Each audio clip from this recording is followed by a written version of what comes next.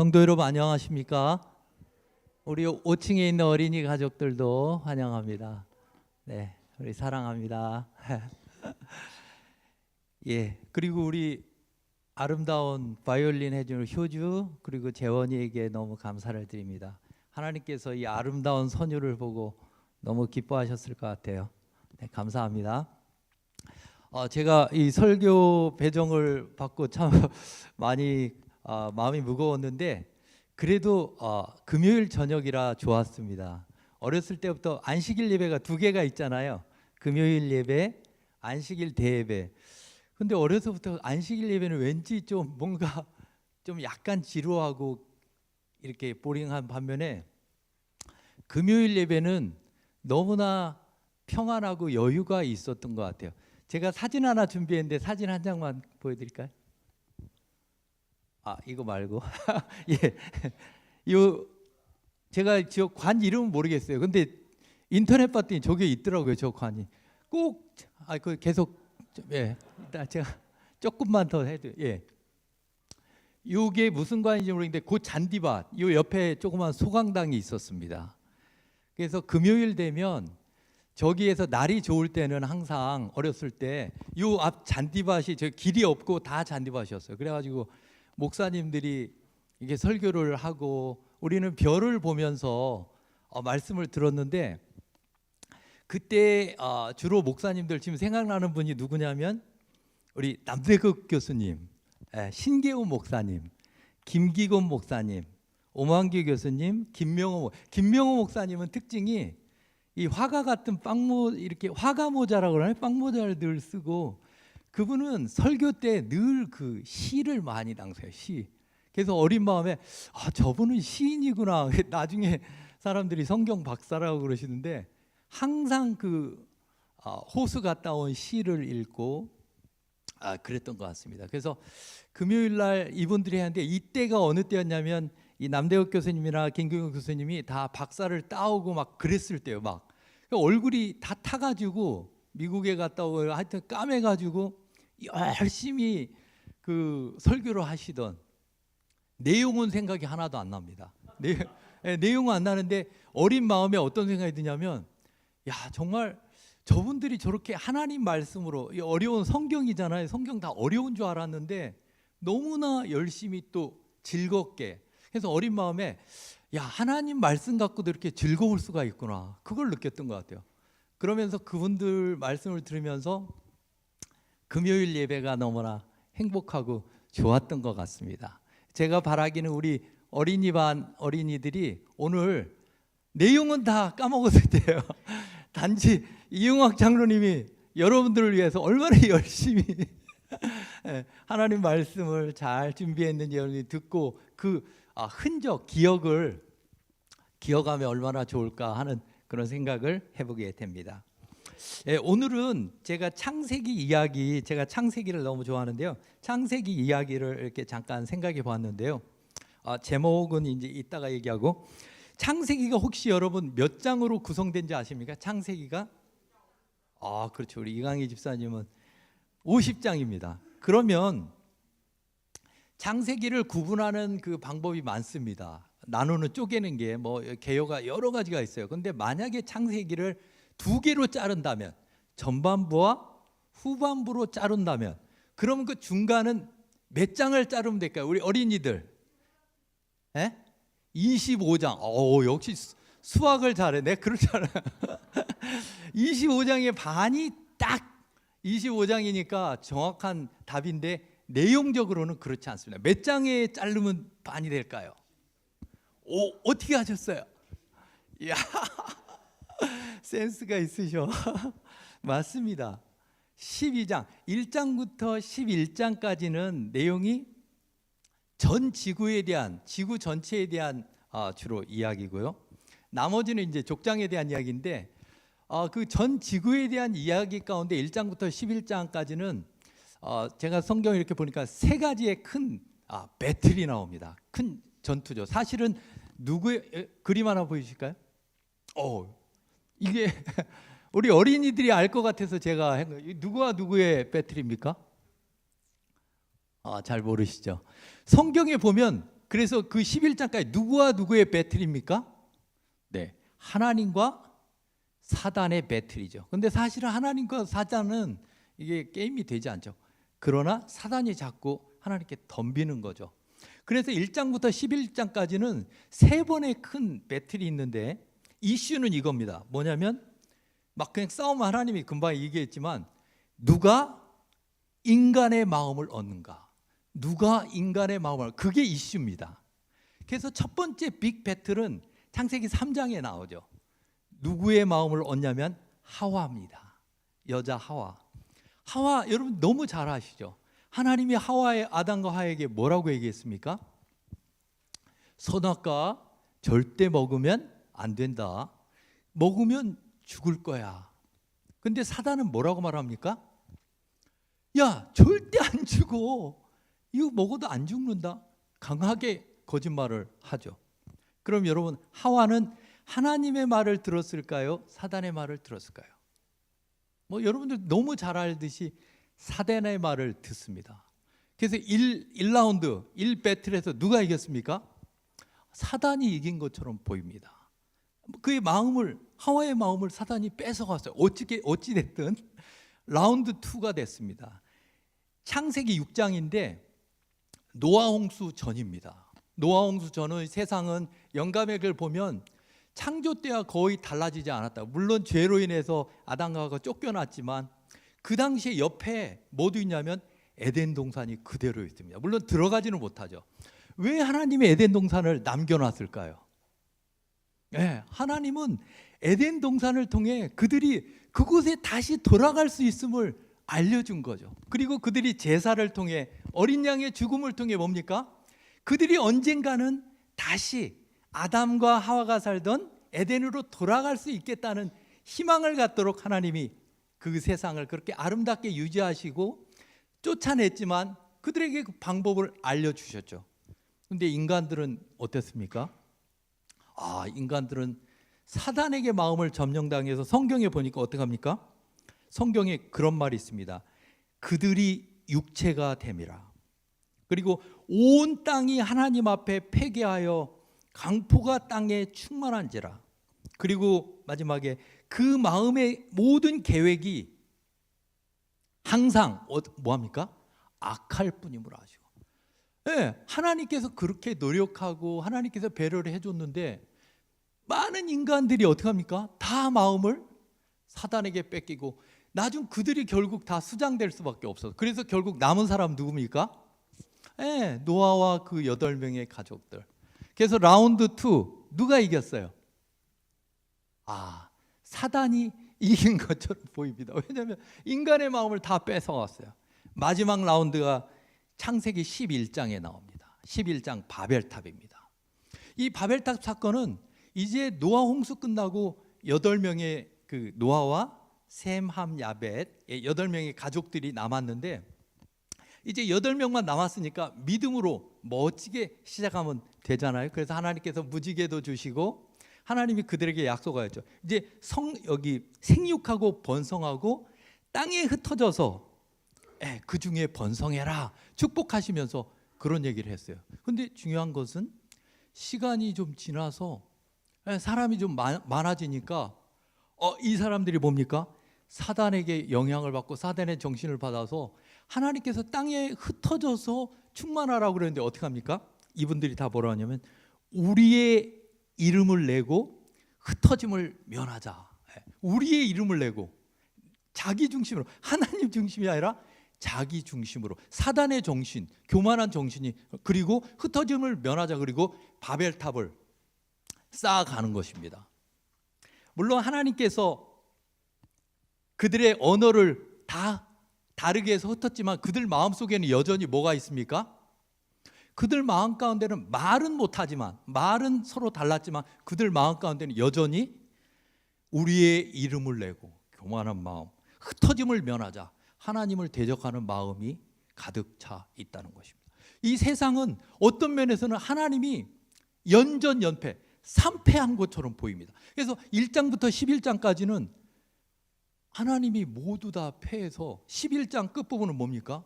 하나님이 인류가 많아요. 근데 보니까 어느 누구도 하나님의 백성이 없는 것처럼 보이는 그런 상황이 있습니다. 여러분, 우리가 살다 보면 때로 나의 인생에 또 우리 어느 주변의 인생에 답이 나오지 않을 때가 있어요. 그죠? 너무 답답하고 어두워서 답이 나오지 않아. 그리고 또 어떤 생각이 드냐면, 야, 이러다가 우리 집이, 이러다가 우리 교회가, 이러다가 우리 나라가 망하는 것 아니야? 이런 생각이 들 수가 있습니다. 여러분, 걱정하지 마십시오. 항상 망할 것 같고 어두움이 있는 것 같지만 하나님은 항상 답을 갖고 계시고 해결책을 갖고 계시고, 아멘입니까? 그래서 12장 1절은 뭐냐면, 12장 1절 보여주실까요? 다 같이 한번 읽어볼까요? 여호와께서 아브라함에게 이르시되. 11장은 뭐냐면 하나님의 대반전, 하나님의 인천상륙 작전입니다.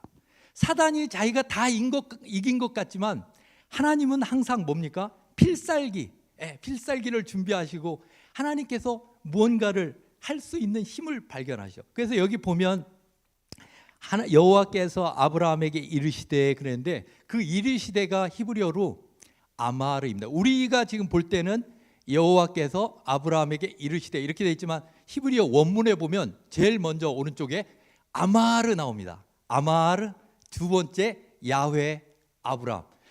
하나님께서 말씀하신다.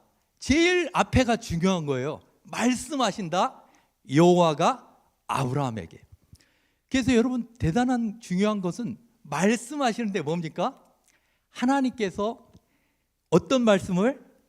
창조의 말씀을, 생명의 말씀. 그래서 이 아마르, 이 단어가 어디에도 나오냐면은 구약에만 벌써 5,300번이 나왔다고 하는데, 창세기 1장에서 하나님께서 이 말씀 아마르를 통해서 빛과 만물을 창조하신 그 하나님께서 다시 한번 창세기 12장 시작할 때 아브라함에게 아마르를 통해서 임하시는 것입니다. 그래서 이 하나님의 말씀이 임할 때 뭡니까? 성경은 항상 새로운 시작이 있고 새로운 창조가 시작되는 걸 볼 수 있습니다. 이 말씀이 놀라운 것은 창세기 1장에 지구가 뭡니까? 암흑덩어리고 물덩어리고 아무것도 없는, 그러나 하나님의 말씀이 임했을 때, 아마르, 하나님께서 말씀으로 임했을 때 거기에서 창조가 여러분 시작됩니다. 놀라운 거예요. 그리고 또 놀라운 것은 교회, 힘없는 교회, 오순절 초대교회, 아무도 없는 오두막 같은 그 작은 교회 시작하는데 말씀이 임했을 때 성령 충만의 성령 폭발이 오순절 교회이라는 것입니다. 그래서 성경에는 보면은 하나님의 말씀이 임할 때 무언가가 시작되고 무언가 변화가 있습니다.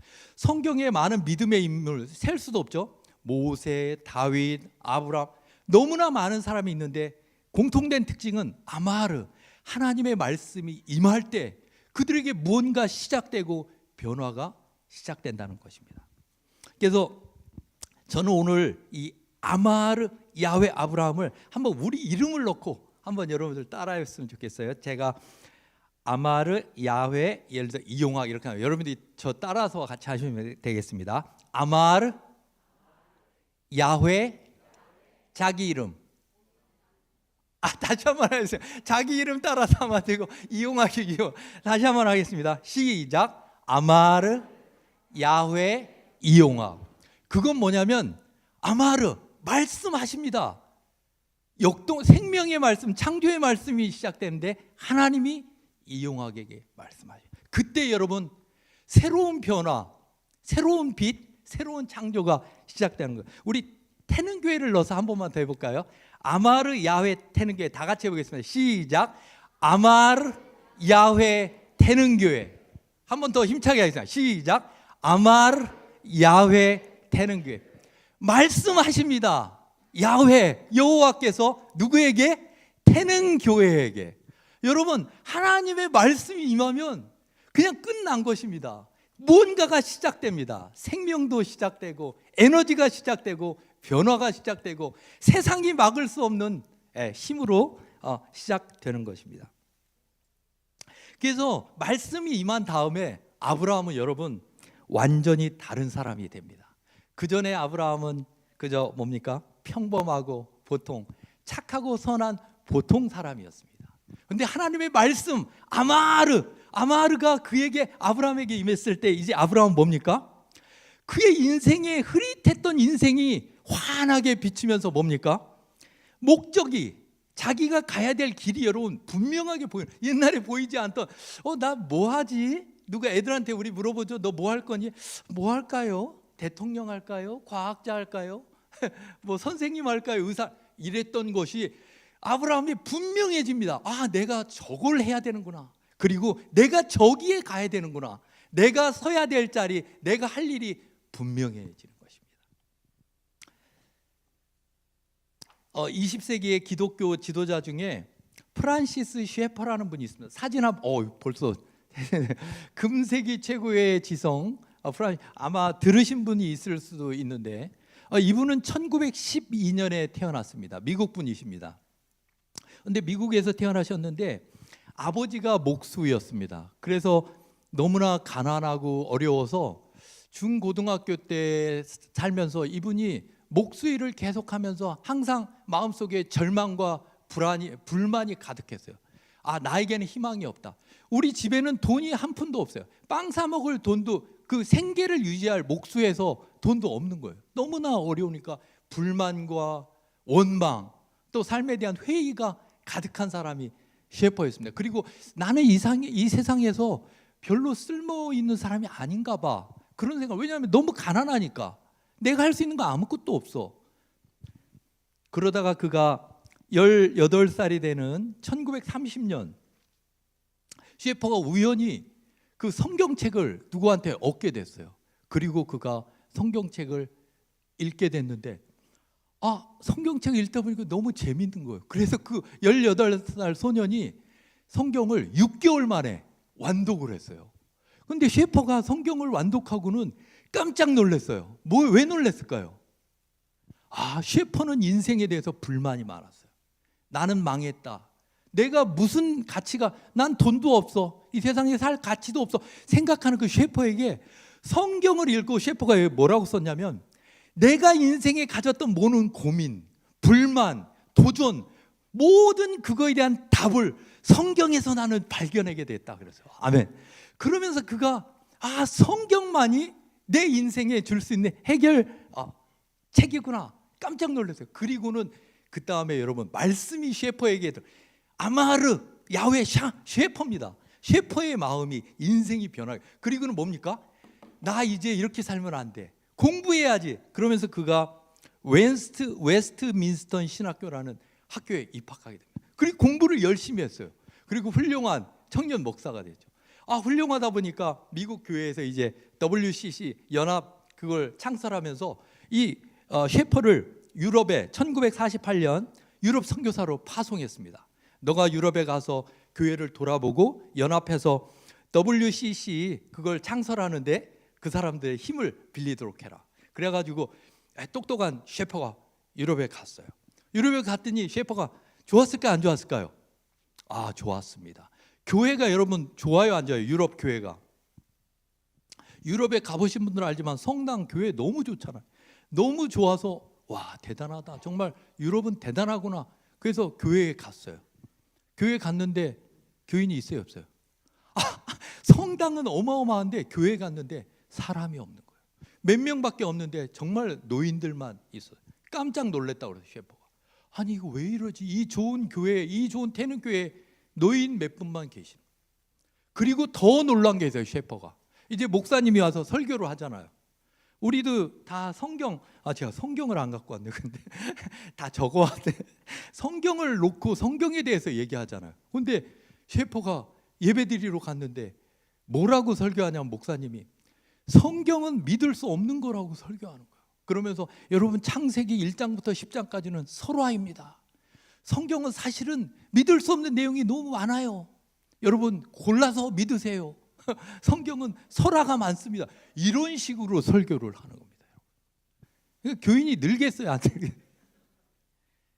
셰퍼가 깜짝 놀랐습니다. 그러면서 1951년에 그는 정말 이 기독교 위기다. 이러다가 기독교의 씨가 마르겠다. 이거 지금 기독교가 가고 있는 방향은 자유주의 그 신앙과 그 다음에 실존주의 신학이 많이 파고들고 있어요. 이러다가는 기독교 안 되겠다.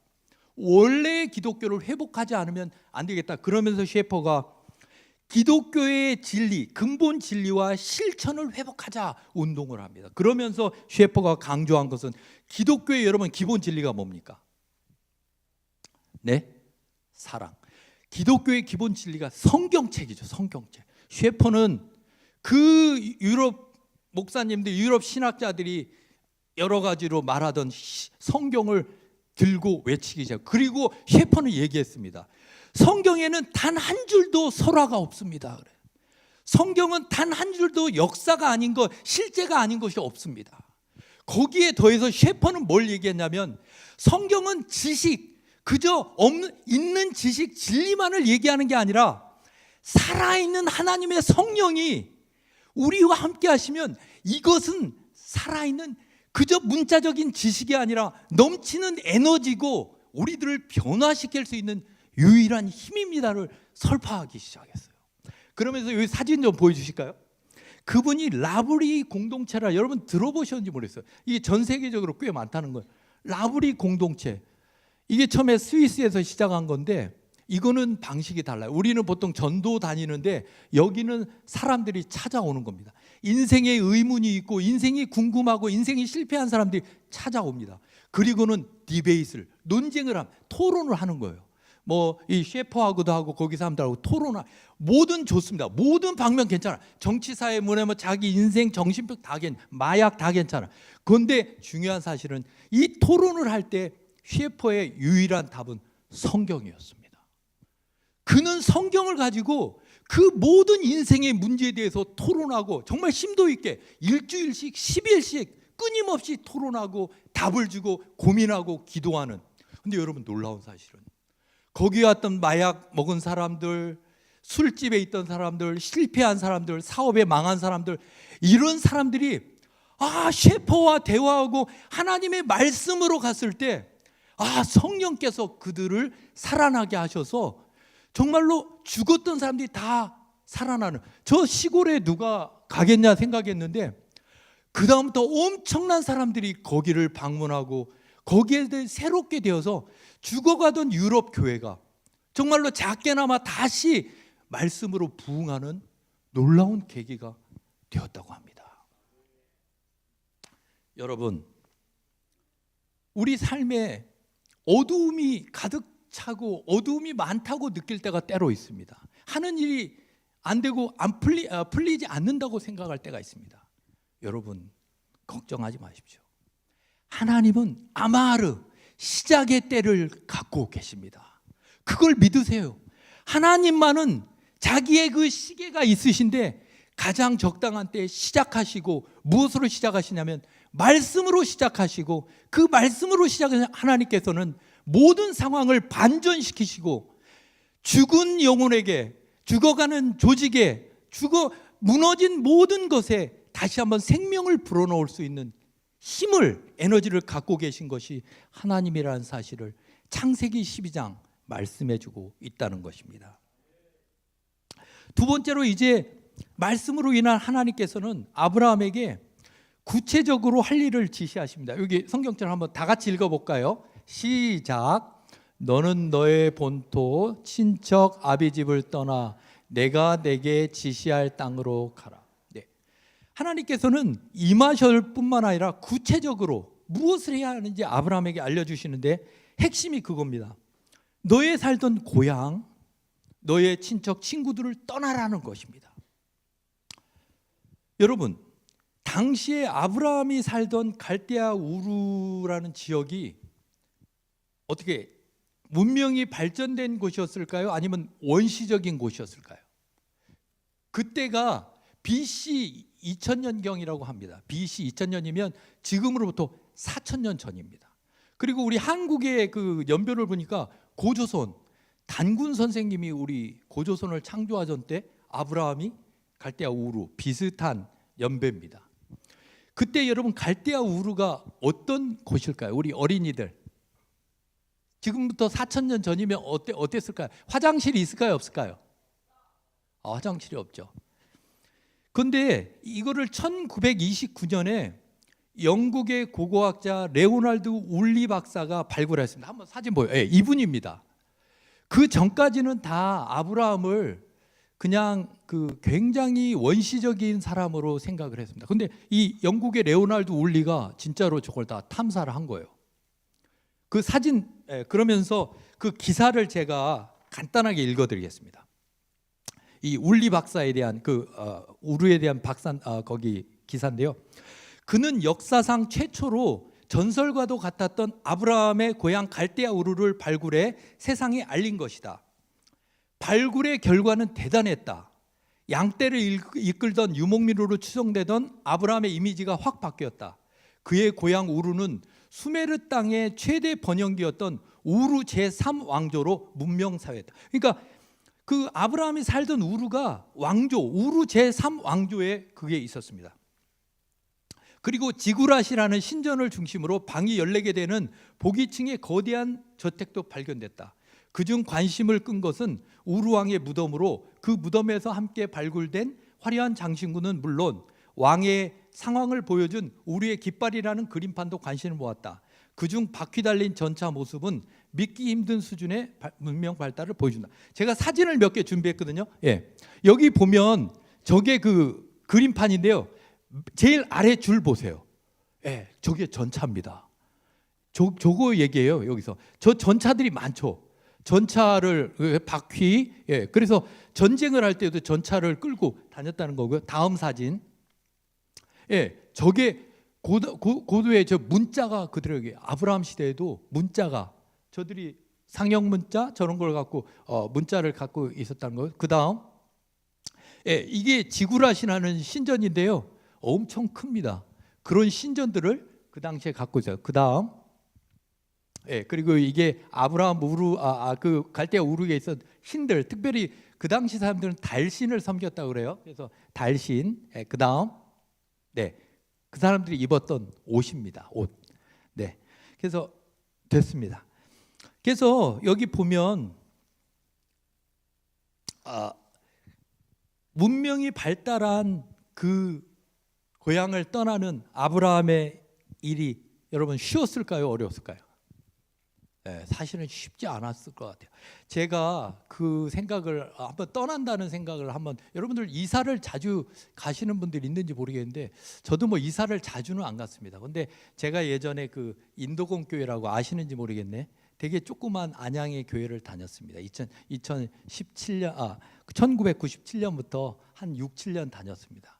굉장히 작은 곳이기 때문에 교인들이 가족같이 이렇게 화목하게 지내고, 그러다가 어느 날 회의하다가 안건이 나왔죠. 교회가 너무 지저분하니까 좀 우리가 리모델링을 하자.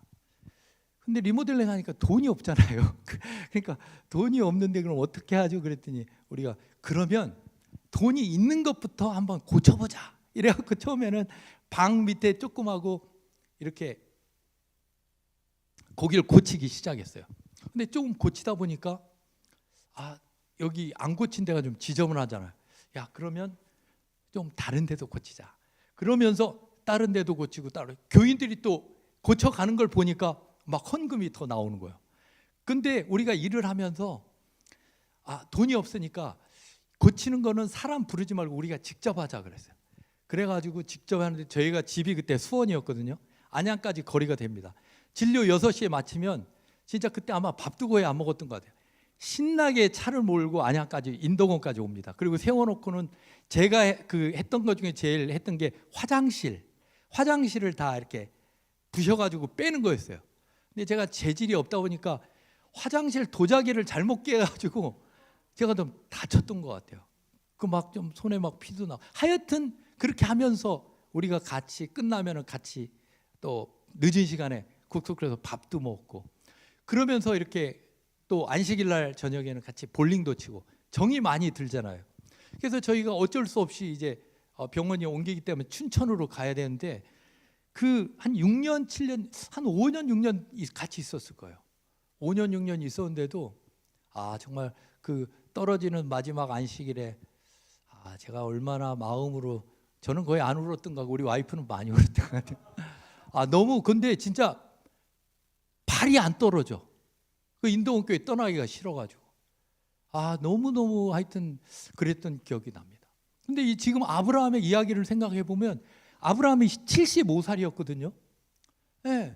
그리고 지금같이 교통이나 통신이 좋아서 지금 뭐 우리 아들 미국에 가 있지만 맨날 화상통화 일주일에 한 번씩 하거든요. 근데 아브라함은 화상통화도 못해요. 그다음에 KTX도 없어요.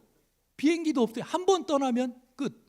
그러니까 아브라함 발이 잘 안 떨어지는 거예요. 문명으로부터 떨어지는 거는 쉽지 않습니다. 그런데도 하나님은 뭐라고 합니까? 아브라함에게 그것을 떠나라고 하셨습니다. 떠나라. 그게 첫째. 그러면 여러분, 제가 이걸 보면서 궁금한 게 왜 하나님은 아브라함에게 그 갈대아 우르에서 하나님 잘 믿고 전도해도 좋을 텐데 거기가 그 당시에 중심지였어요. 지금으로 말하면 뉴욕이고 그곳이 보스턴이고 그것이 워싱턴인데 왜 그것을 떠나라고 그랬어요? 우리 어린이반, 왜 하나님은 아브라함에게 떠나라고 그랬을까요? 우리 항상 우리 어린이반은 현명한 대답을 합니다. 정말 최고입니다. 하나님의 현명한 대답이 있죠.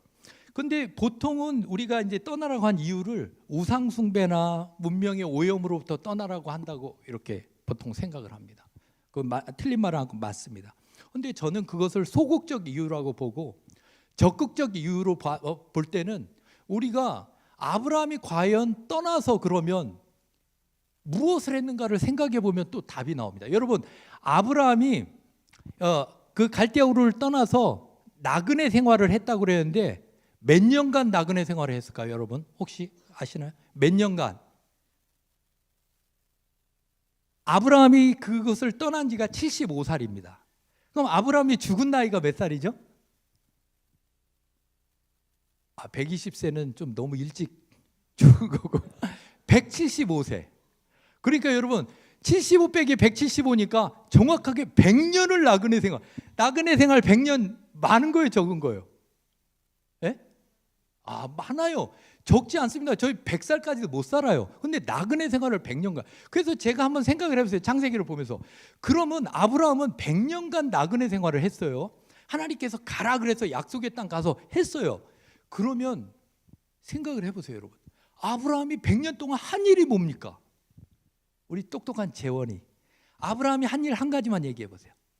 무슨 일을 했을까? 100년 동안 눈에 딱 띄는 거, 두각을 나타내는 거.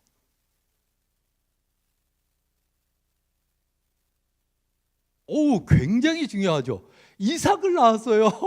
사실은 아브라함이 한 일 중에 제일 중요한 일이 이삭을 낳은 거예요. 물론 그 다음에 이스마엘도 낳고 그 다음에 나중에 이제 뭐 그 첩들이 뭐 대여섯 명 아이들을 낳지만 아이를 낳은 거 그거 몇 개 안 되는 일 중에 하나예요. 또 뭔 일을 했어요? 아브라함이 100년 동안 엄청 그 약속의 땅으로 막 그렇게 힘들게 갔는데 집사님, 아브라함이 또 한 일 한 가지만 얘기해 보세요.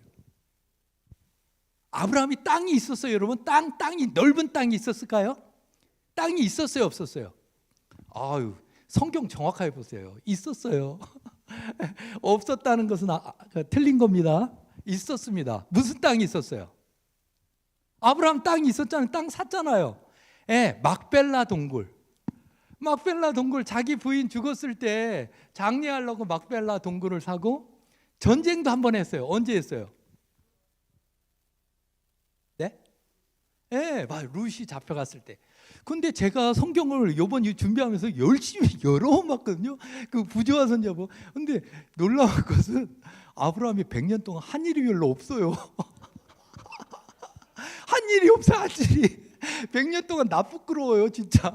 하나님이 약속의 땅 그렇게 힘들게 거창한데. 그래서 여러분, 우리가 중요한 게 있습니다. 그러면 우리는 대부분 사람들과 뭐를 볼 때 무엇을 남겼나, 무엇을 했나, 거기에 관심이 많아요. 이 사람 큰 빌딩 했대. 롯데타워를 지었대. 엠파이어 스테이트 빌딩 지었고 미국 대통령이 됐대네. 미국 부통. 그런 거에 관심, 뭐 의학 박사가 관심이 많지만 하나님은 뭐에 관심이 많냐면 관계에 대해서 관심이 많았던 것 같아요. 아브라함이 그걸 떠나라고 한 그것은 하나님께서 굉장히 중요한 게 있는데 뭐냐면 거기에 있으면 뭡니까? 하나님과 분리된 상태 가운데 그가 죽어가기 때문에 그는 떠나라고 한 것입니다. 그래서 오늘 제가 나무를 여기 하나 저희 집에 아름다운 나무를 전정을 해왔습니다. 우리 어린이들 한번 맞춰보세요. 이 나무가 이게 지금 방금 한 1시간도 안 됐어요. 잘라왔는데 살았나요? 죽었나요? 죽어가요. 역시 우리 어린이반은 너무 천재들이 많아요. 제 질문이 이게 어리석은 거죠.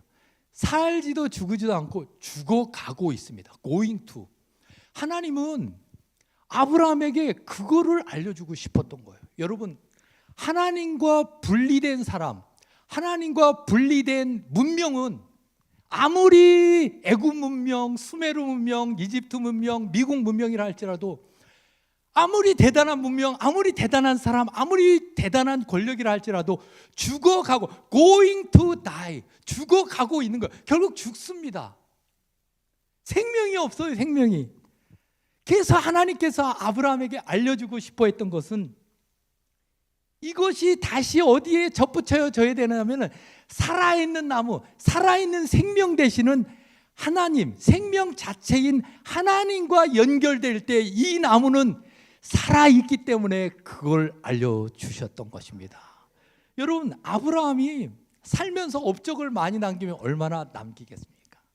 그가 한 일을 하면 얼마나 하나님은 그걸 너무 잘, 하나님은 다 하실 수 있어요. 그래서 하나님께서는 뭡니까? 가장 중요한 것, 인간에게 가장 잊지 말고 중요한 것은 바로 하나님과 연결되는 것, 생명과 연결. 우리 한번 따라서 해볼까요? 생명과 연결되는 것, 그것이 가장 중요하다. 예, 그 생명이 바로 하나님입니다. 그거를 하나님은 아브라함에게 알려주고 싶었던 것이죠. 그거를 아브라함이 깨달으니까 창세기 22장에 이삭을 바치라고 했을 때, 이삭을 제물로 드리라고 했을 때, 이 아브라함이 두려움이 있었지만 그가 믿음으로 뭡니까? 생명 되신 하나님, 연결되신 하나님을 그가 믿었기에 뭡니까? 죽어도 살겠고, 하나님은 죽은 자도 살 수 있고 살아서 나를 믿는 자는 영원히 죽지 아니하라는 진리 가운데 그가 하나님께 그의 아들을 드릴 수 있었던 것이죠. 그래서 여러분, 하나님께서 우리에게 간혹 떠나라 하실 것입니다. 여러분들에게 어떤 것, 장소뿐 아니라 마음, 정신, 사상으로부터 떠나라 말씀하실 때 여러분, 그때 이것이 하나님과 생명과 연결되는 길이구나 기쁨으로 떠나게 되기를 간절히 바라겠습니다. 하나님이 떠나라 할 때 no, 하나님 싫어요, 안 돼요 하지 마시고, 이게 다른 게 아니라 돈 버는 거 뭐가 아니라 하나님, 즉 생명과 연결되기 위해 나를 떠나라 하시는구나 기쁨으로 떠나게 되시기를 바라겠습니다. 이제 마지막으로 하나님께서는 명령만 하는 게 아니라 축복과 약속의 말씀과 함께 아브라함에게 주십니다. 우리 다 같이 성경절 한번 읽어볼까요? 마지막으로 3절, 2절 시작. 내가 너로 큰 민족이 되게 하고 복을 주어 내가 크게 이름을 떨치게 하겠다. 너는 복의 근원이 될 것이다. 너를 축복하는 사람에게는 내가 복을 베풀고 너를 저주하는 사람에게는 내가 저주를 내릴 것이다. 땅에 사는 모든 민족이 받을 것이다. 이에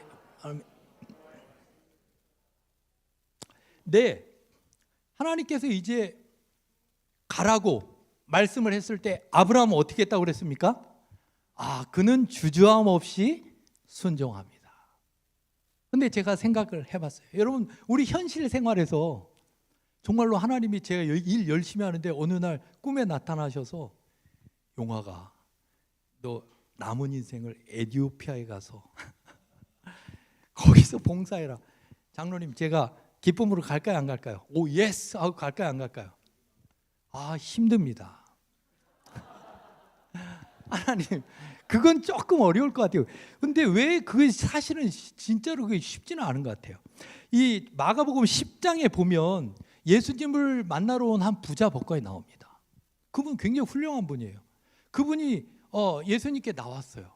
굉장히 훌륭한 사람이거든요. 젠틀하고 옷도 잘 입고 부자죠.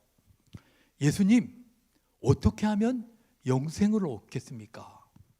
그때 예수님이 그 청년을 눈을 뚫어지게 봅니다. 왜 눈을 뚫어지게 봤을까요? 너무 예쁘고 사랑스러우니까. 그리고는 그 청년에게 말하죠. 뭐라고 말했습니까? 계명을 지켜라. 계명을 지켜라. 장로님, 계명을 지켜라. 뭐라고 대답하실 것 같아요? 아멘. 항상 우리 아멘 장로님.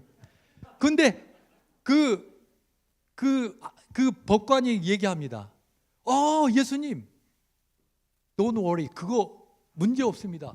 저는 아주 어려서부터 다 지켰어요. 우리 채은이만 할 때부터 다 지켰어요. 그거 걱정할 필요 없어요. 그랬더니 예수님이 그를 물끄러미 다시 보시고, 참 이 구절이 너무 좋아요. 마가복음 10장에는 뭐라고 했냐면 그냥 보셨다고만 하면 되잖아요. 근데 뭐라고 하면 보시고 사랑하사. 아멘입니까? 하나님은 정말 한 명 한 명을 여러분 사랑합니다. 여러분도 앞으로 우리 교우들, 우리 청년들 볼 때 그냥 보지 마세요. 사랑으로. 너무 사랑해. 사랑으로. 예, 사랑하시면서 뭐라고 하냐면 내게 한 가지 부족한 것이 있는데 내게 있는 것을 다 팔아.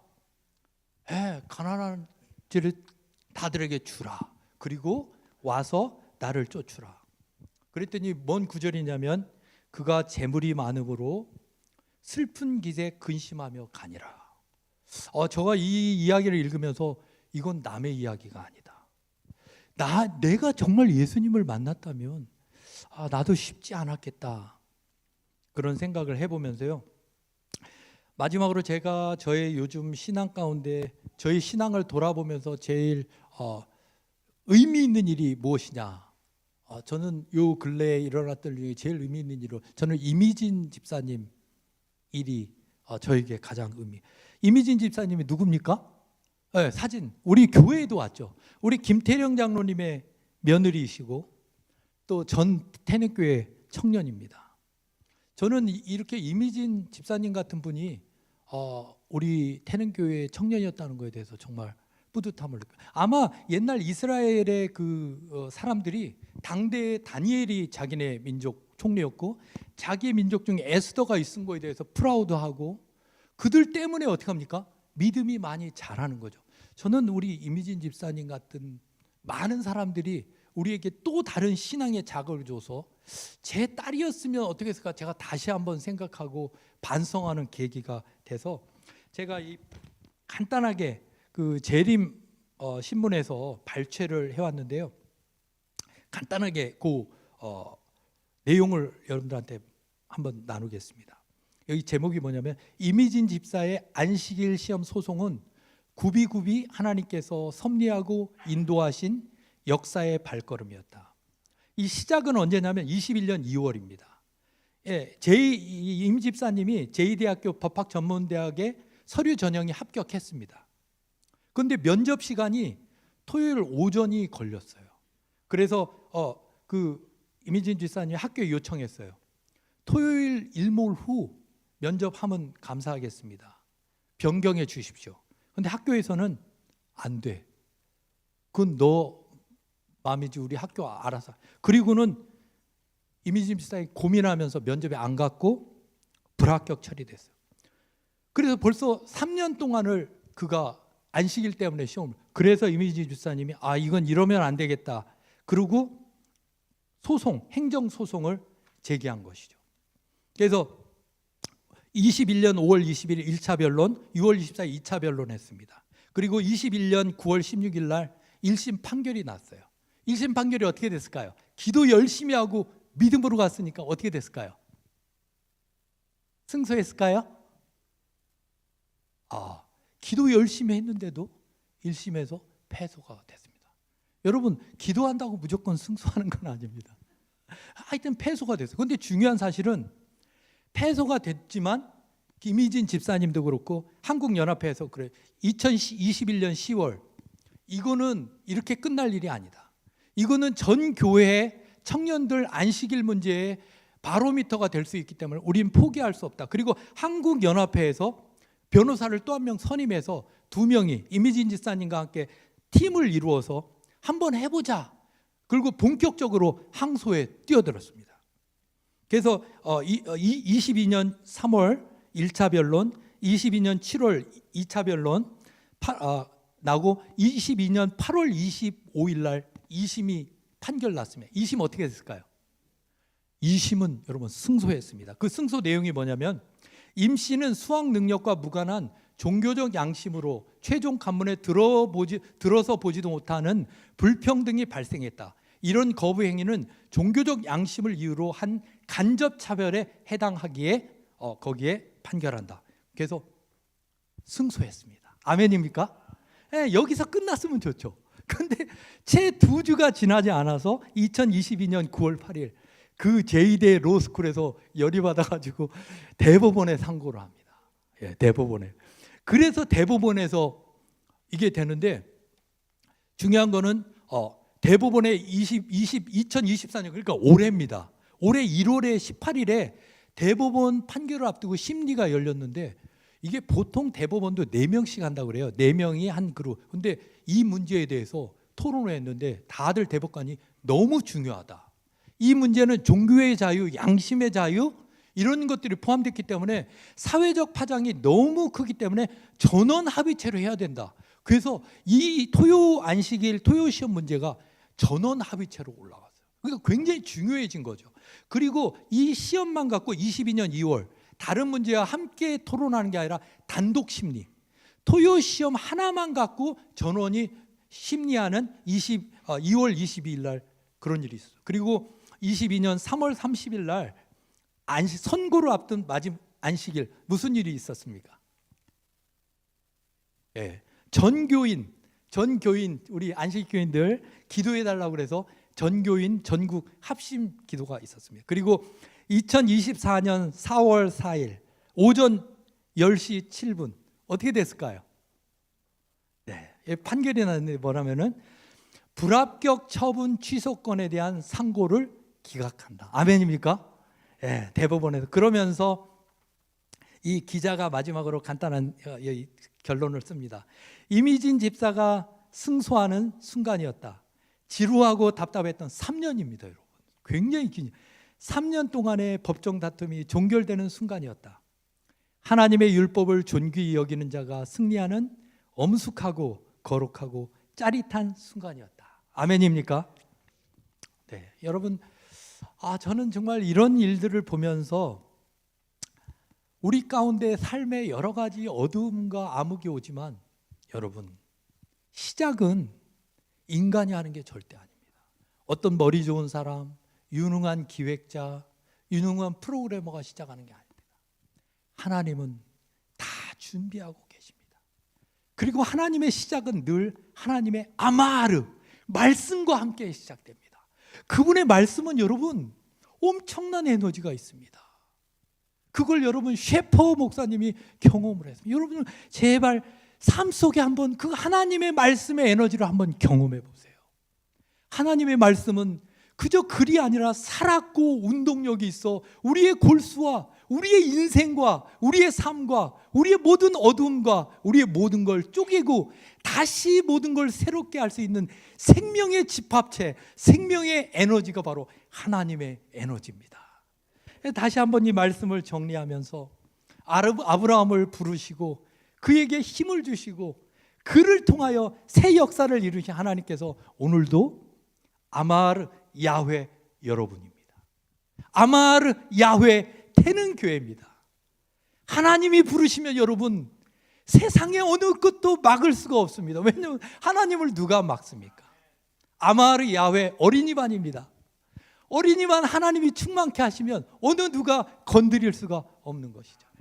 그래서 오늘 말씀을 정리하면서 창세기를 통해 우리를 소생시키시고 아브라함을 인도하셨던 하나님께서 오늘 우리의 남은 인생도 아마르 말씀으로 인도하시고 승리하게 하셔서 여러분들 가운데 살아있는 하나님, 능력의 하나님을 경험하는 귀한 신앙 되기를 바라면서 말씀을 정리하겠습니다. 감사합니다.